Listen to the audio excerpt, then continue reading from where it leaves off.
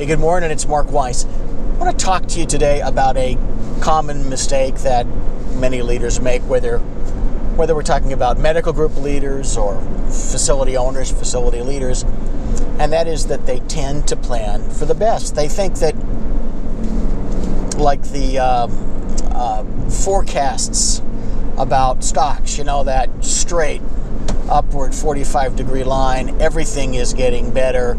In the mice type, it's past performance doesn't indicate, or past results doesn't indicate future performance, whatever in hell it says, you know what I mean.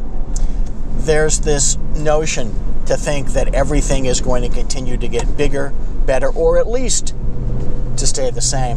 But we know that's not true, right? I mean, anybody who has been alive over the last 6 months or so knows that when a year starts out fantastic, well, heck, it might not end up continuing like that. Coronavirus times, for sure.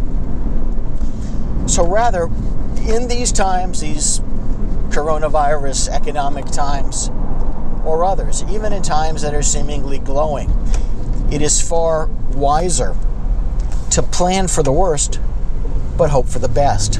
In other words, as you are making your business plans, you should always have an eye on what could go wrong, how you might fix that, how you might prevent that, as opposed to fooling yourself that everything is always going to be rosy.